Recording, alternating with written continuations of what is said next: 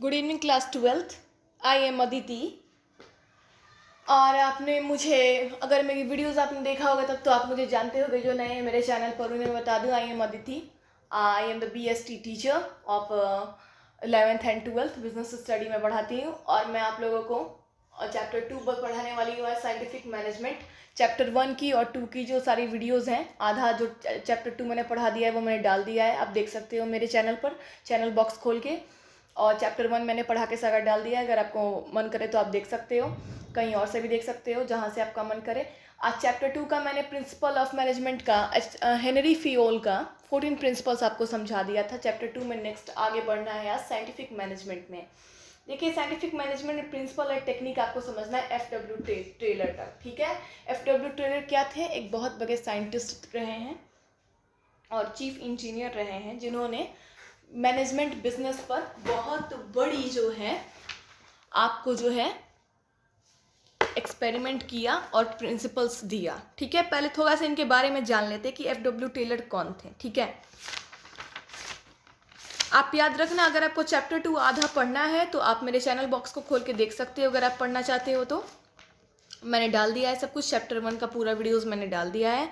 2 का मैं scientific management principle and technique बता रही हूँ। हेनरी फ्यूल का मैंने बता दिया था, आज मैं FW टेलर का बता रही हूँ, ठीक है। फिर से मैंने आपको बता दिया। चलिए, FW टेलर के बारे में हम कुछ जानते हैं पहले। ऐसे ही तो किसी को एक्सप्लेन नहीं करना चाहिए, बहुत बड़े ये इन्होंने एक्सपेरिमेंट दिया है तो कुछ इनके बारे में भी हम जानते हैं, ठीक है।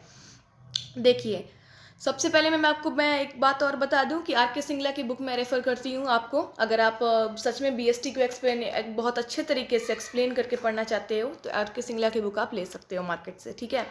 ऐसे आपका जो मन करे आप पढ़ो, ठीक है। चलते हैं, आते हैं टॉपिक पर। फ्रिडविक विंस्लो टेलर, इनका पूरा नाम है Frederick Winslow Taylor. FW Taylor कौन थे? Scientific management is the new thinking on management proponed by the Friedrich Winslow Taylor. Taylor was the person who, within the very short duration 1878 to 1884, rose from the rank of an ordinary laborer to the position of the chief engineer. In the 1878, he joined the Medley Steel Company in the USA and laborer. Due to his hard work he was able to reach the position of the chief engineer in the same company within the short plan of 6 years. ठीक है, देखिए फ्रिडविक Taylor कौन थे तो पहले बता दूं, 1856 में इनका जन्म हुआ था और 1915 तक ये रहे थे इस दुनिया में, ठीक है। ये अमेरिका में लेबरर थे मेडवेला स्टील कंपनी में, लेकिन इनके हार्ड वर्क और डेडिकेशन को देख के इन्हें चीफ इंजीनियर बना दिया गया था उसी कंपनी में। ये एक साइंटिस्ट भी रहे हैं। साइंटिस्ट कैसे रहे हैं? तो इन्होंने साइंटिफिक मैनेजमेंट को कुछ प्रिंसिपल दिया, कुछ प्रिंसिपल्स बताए जो ऑल ओवर वर्ल्ड में यूज़ किए जाते हैं, यूनिवर्सल अप्लीकेबल हैं, और इनके प्रिंसिपल्स जो हैं वो बहुत ही मशहूर रहे हैं, ठीक है। तो इन्होंने क्या प्रिंसिपल दिया था, क्या कहा था इन्होंने? देखिए, according to the FW Taylor, इनके हिसाब से साइंटिफिक मैनेजमेंट क्या है? देखिए, scientific management is the act of knowing exactly what you want man to do and then seeing to it then they do not it the best and the cheapest way. Scientific management इनके हिसाब से एक कला है, एक art है, जिसमें हम जानते हैं कि सबसे चीपेस्ट और बेस्ट वे क्या है मैनेजमेंट को चलाने का, ठीक है। हेनरी फ्यूल का भी बात सेम था, इनका भी बात सेम है, बस बोलने का इन लोगों का तरीका अलग है। हाँ, लेकिन हेनरी फ्यूल के अलग प्रिंसिपल थे, इनके प्रिंसिपल्स अलग हैं। हेनरी फ्यूल के 14 प्रिंसिपल्स मैंने पढ़ा दिए, इनके प्रिंसिपल्स मैं आपको अब बताऊंगी, ठीक है। तो इन्होंने कुछ क्या दिया? प्रिंसिपल्स दिया। अब इनके principles of the scientific management आइए देखते हैं। फर्स्ट है science not rule of the thumb. This principle से we should not get stuck in the setting routine with the old technique of the doing. Rather, we should constantly experiment to develop the new routine which make the work more cheapest, easier and quicker. देखिए, first है the science not rule and thumb. आइए मैं आपको अच्छे से बताती हूँ.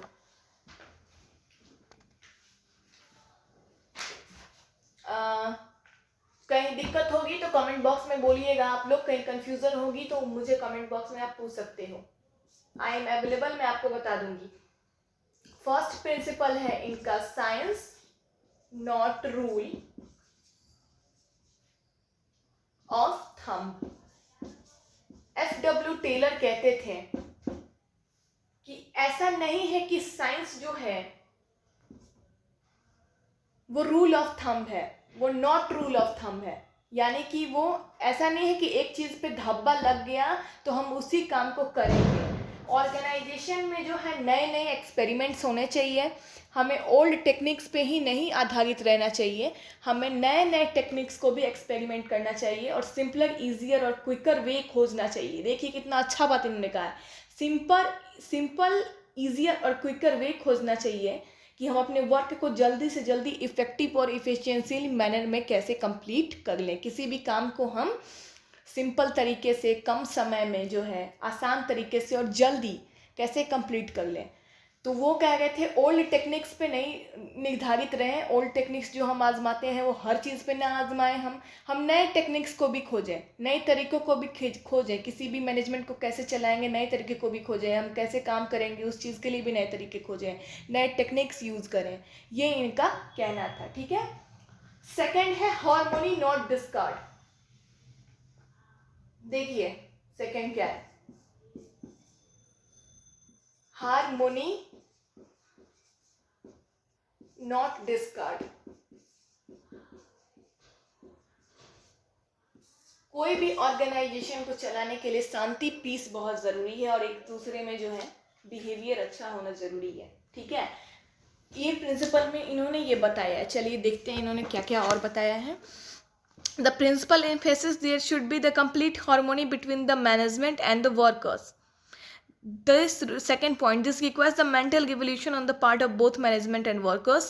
Both management and the workers should transform their thinking. Management should share the gain, third point, of the company, if any, with the workers, and the workers should work hard and be willing to embrace change for the good of the company. ठीक है, किसी भी company में harmony रहना चाहिए, शांति, piece बने रहना चाहिए, एक दूसरे के बीच में जो है अच्छी बिहेवियर, फ्रेंडली मैनर बनी रहनी चाहिए। इससे कंपनी क्या होगी, ग्रो करेगी, काम भी अच्छे तरीके से होगा और वर्कर्स का जो मेंटल रेवोल्यूशन है वो भी ठीक रहेगा। मेंटल रेवोल्यूशन का यहाँ पे ये कहने का अर्थ है कि दिमागी जो है उनका स्थिति ठीक रहेगा। इसका ये मतलब है कि अगर हार्मोनी नहीं रहती है, पीस नहीं रहती है, अच्छे से एक दूसरे से बिहेव नहीं करते हैं, शांति नहीं बनी रहती है, किचकिच होते रहती है किसी भी कंपनी में, तो उससे क्या होगा, ना तो काम ही अच्छे से हो पाएगा, ना ही वर्कर्स शांति से काम कर पाएंगे।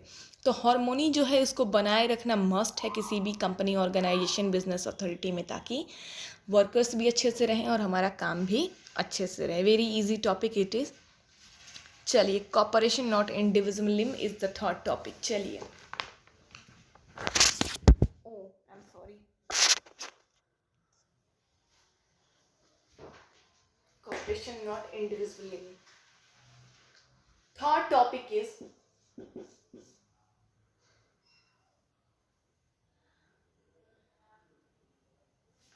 cooperation not individualism। चलिए देखते हैं इसमें इन्होंने क्या कहा। इसमें भी इन्होंने अच्छी बात कही है। प्रिंसिपल्स दोनों के बहुत अच्छे थे और जो है हेनरी फ्यूल के भी बहुत अच्छे थे और इनकी मैं आपको बता रही हूँ इनकी भी बहुत अच्छी थी। ठीक है, दोनों ने मस्त मस्त प्रिंसिपल्स दिए जिससे ऑर्गेनाइजेशन हमारी अच्छे से चलती है, इंडिया में हो या कहीं भी हो, ये सारे प्रिंसिपल हर जगह अप्लीकेबल होते हैं। ठीक है, हेनरी फ्यूल के, एफ.डब्ल्यू. टेलर के और भी बहुत सारे साइंटिस्ट हैं जिनके हमें आगे पढ़ने को मिलेगा। अगर आप BCom BBA करोगे तो आपको BCom BBA BBM BST से अगर आप ग्रेजुएशन करते हो तो आपको और भी बहुत सारे साइंटिस्ट का पढ़ने को मिलेगा। लेकिन one of the two famous scientist they are Henry Fayol and the F W. Taylor, जो आपको 12th में पढ़ना है इन दोनों के बारे में। चलिए, थर्ड पॉइंट है कॉपरेशन नॉट इंडिविजुअलिज्म। क्या है देखिए, चलते हैं इन्होंने क्या कहा। देखिए क्या कहा इन्होंने, according to this principle all the activities done by the different people must be carry on the spirit of mutual cooperation.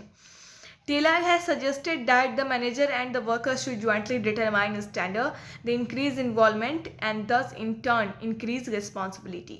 ठीक है, देखिए कॉपरेशन जो है वो इंडिविजुअलिज्म का काम नहीं है, इंडिविजुअलिज्म का, सॉरी मैंने गलत उच्चारण कर दिया था, ये किसी इंडिविजुअल पर्सन का काम नहीं है कॉपरेशन बनाए रखना।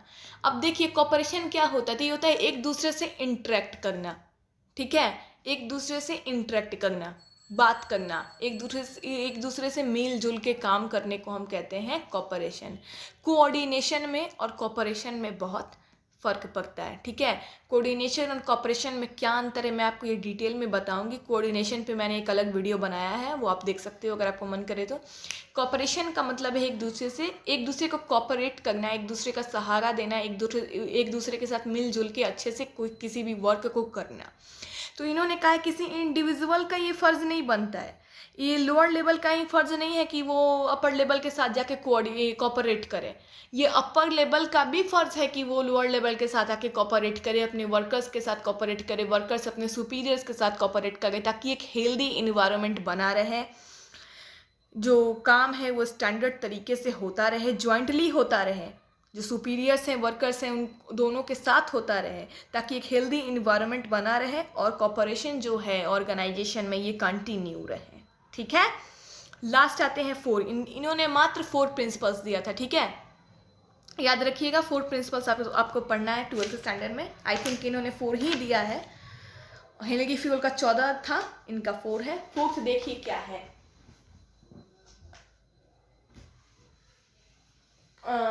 Fourth,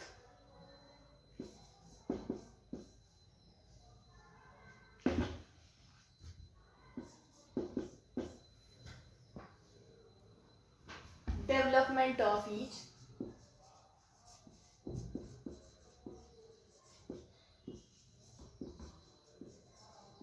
each and every person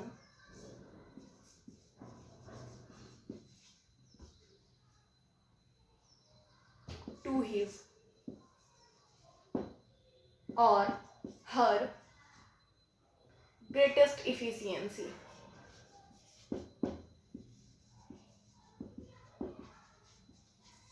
पता चल रहा है आप लोगों को मैंने क्या लिखा है? चलिए मैं पढ़ लेती हूँ एक बार। Development of the each and every person to his और हर ग्रेटेस्ट इफिशियंसी।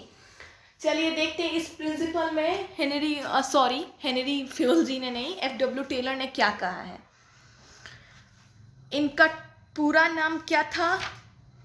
अगर आप पढ़े हो तो आपको पता होगा, कमेंट बॉक्स में बताइए। मैंने आपको बताया था इनका पूरा नाम क्या है FW टेलर का। चलिए स्टूडेंट्स आंसर दीजिए कि FW टेलर का पूरा नाम क्या है, कमेंट बॉक्स में मुझे लिख के।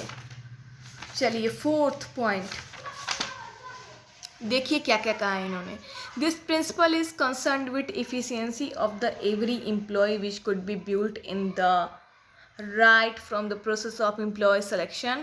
Second is the worker assigned to the employees should suit their capabilities. They should be given the required training and increase their efficiency. Efficient employees. The third point is efficient employees would produce more and more earn money, and this will ensure the greatest efficiency and propensity for the both company and the worker. देखिए इन्होंने कहा कि हर एक employ का development होना चाहिए।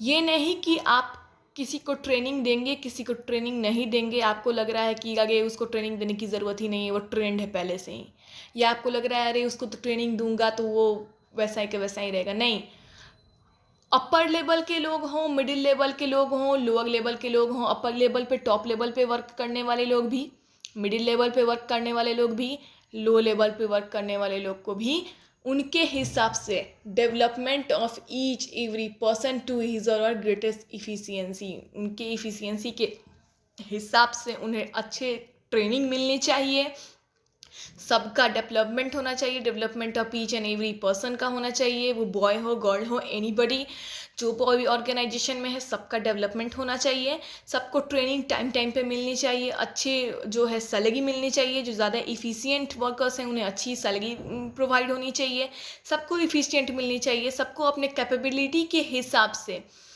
Place मिलना चाहिए, ऑर्गेनाइजेशन में पोस्ट मिलना चाहिए, प्रॉपर ट्रेनिंग डेवलपमेंट और ग्रोथ जो है उन लोगों को मिलते रहना चाहिए ताकि उनका काम करने में मन लगे और एक हेल्दी ऑर्गेनाइजेशन मैनेजमेंट हमारा चले। इससे मैनेजमेंट भी ग्रो करेगा, हमारी ऑर्गेनाइजेशन कंपनीज भी ग्रो करेगी और वर्कर्स की लाइफ भी है जो है वो ग्रो करेंगे। ओके, चलिए आज की वीडियो मैं यहीं पे ख़त्म करती हूँ। FW टेलर के प्रिंसिपल्स मैंने कंप्लीट कर दिए, 4 प्रिंसिपल्स थे। कहीं दिक्कत होगा, कन्फ्यूज़न होगा, पूछिएगा, नहीं तो अगर आपको मेरी वीडियो आपको मेरी वीडियो पसंद आती है तो आप लाइक कीजिएगा। अगर हमसे पढ़ना चाहते हो आप तो सब्सक्राइब भी कीजिएगा। ओके, तब तक के लिए bye and take care students. Next video में भी मैं आऊँगी क्या, टेक्निक्स ऑफ साइंटिफिक मैनेजमेंट लेके FW टेलर की ही, ये इनके प्रिंसिपल्स थे, ठीक है, मैंने जो चारों बताया। नेक्स्ट में मैं टेक्निक्स बताऊंगी, इन्होंने बहुत सारे टेक्निक्स भी दिए हैं एक मैनेजमेंट को, ऑर्गेनाइजेशन को चलाने के लिए। तब तक के लिए बाय एंड टेक केयर। मैं जल्द आ रही हूँ नेक्स्ट वीडियो लेके। Thank you. Standard 12th।